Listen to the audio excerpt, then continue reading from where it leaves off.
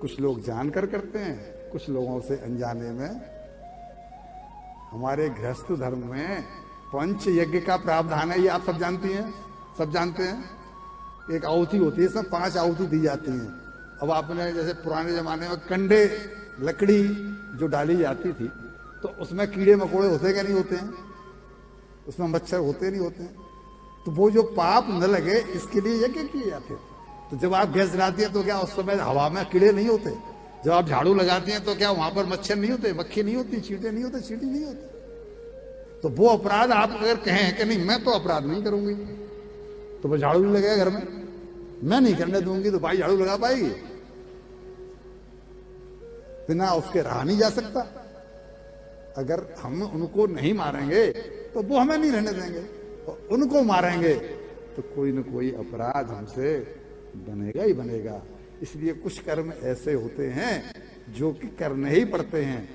और फिर कहते हैं भाई इससे समाधान के लिए उन्होंने पंचयज्ञ का प्रावधान किया, 5 आहुतियां दो, जिसमें पत्रों के लिए, जिसमें आम जो है जीवों के लिए तो दिया जाता है। हम कहना ये चाहते हैं कि ये संभव नहीं है कि हमसे अपराध ना हो, तो क्या करें? बोला अकर्मता की स्थिति में आ जाओ।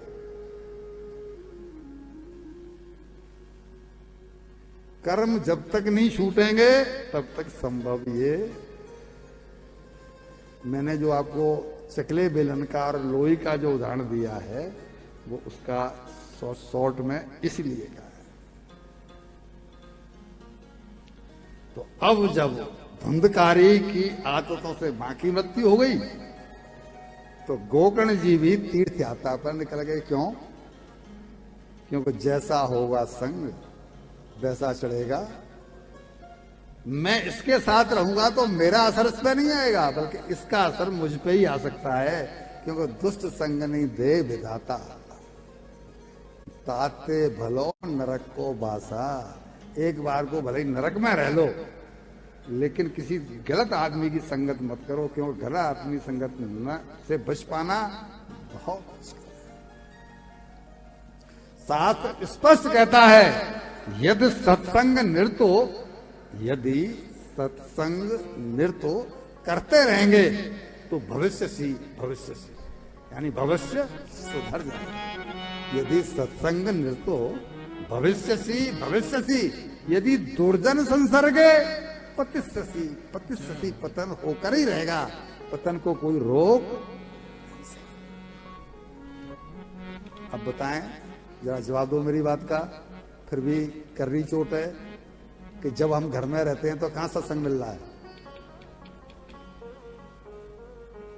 क्या ख्याल है? वहां कोई सत्संग हमें मिल रहा है तो क्या होगा फिर? पता नहीं होगा।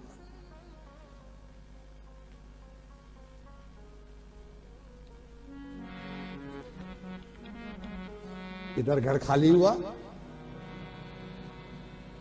भाई चला गया तीर्थ यात्रा में, पिताजी चले गए बद्रीनाथ, माताजी ने आत्महत्या कर ली, घर खाली हुआ। और जैसे ही घर खाली हुआ तो यहाँ क्लियर लिखा है पंचपन्न बधु व्रत। ये 5 कुलटाओं को घर में ही ले आया। बोला बाहर काय को जाना है, घर में पैसा है नहीं, घर में पैसा है नहीं, लेकिन 5 महिलाओं को, 5 कुलटाओं को घर में ले आया। अब उनके खर्चे के लिए पैसा कहां से आवे? तो डकैती डालने लगा। जब तक छोटी मोटी डकैती पड़ती रही वो कुलटाएं ठीक रही, लेकिन एक बार इसने डकैती डाली तो बहुत मोटी डकैती डाल दी। जब ज्यादा माल आया तो कुलटाओं ने आज विचार किया कि ये तो बहुत बड़ा माल लेके आया है, तो वो तो खुश हो गई। लेकिन डर क्या लगा कि अगर हमने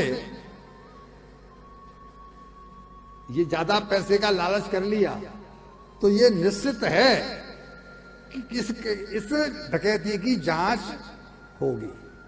और जब डकैती की जांच होगी, क्योंकि बड़े आदमी का डकैती